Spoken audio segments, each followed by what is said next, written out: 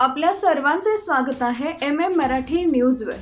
मिळालेल्या माहितीनुसार शहरातील भिंड रोडवर असलेल्या पेट्रोल पंपाजवळ राहणारा शिवम गुजर या 22 वर्षीय युवकाने 22 जानेवारी 2024 मध्ये ऑयल या कंपनीची बॅटरी ई-स्कूटर खरेदी केली होती।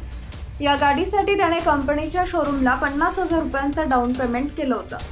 स्कूटरची किंमत 1,70,000 रुपये होती, परंतु लोनवर गाडी घेतल्याने या गाडीची किंमत ही 2,10,000 रुपये झाली।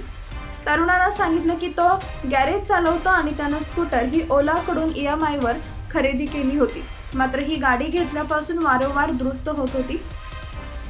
स्कूटर खरेदी केल्यानंतर 2 महिन्यातच खराब होऊन बंद पडत होती। गाडीमधील होणारा बिघाड दुरुस्त करण्यासाठी तरुण शोरूममध्ये गाडी घेऊन गेला, मात्र सर्व्हिस सेंटरनं ही गाडी सुरुवातीला दुरुस्त करून दिली, मात्र ही गाडी वारंवार खराब होत असल्याने शोरूम कर्मचाऱ्यांनी आता ही गाडी दुरुस्त करता येणार नाही असं सांगत हात वर केले।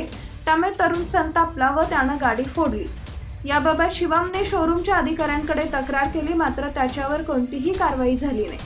अशा स्थितीत कंपनीच्या सेवेवर नाराज होऊन त्यानं आपली स्कूटर शोरूमच्या बाहेर नेली आणि त्यावर आपला राग काढत ती हातोड्यानं फोडण्यास सुरुवात केली। स्कूटर फोडल्यानंतर त्यांनी ती शोरूमच्या बाहेर सोडून निघून गेला।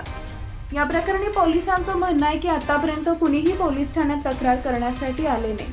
कुणी आलं तर कारवाई केली जाईल। शोरूम ऑपरेटर अर्पित गोयल यांनी सांगितलंय की आम्ही गाडी दुरुस्त करण्यास नकार दिला नव्हता, आम्ही कंपनीने मंजुरी दिल्यावर दुरुस्त करू असे सांगितले होते। आता या घटनेनंतर शोरूम चालक ई-बाईक दुरुस्त करण्यास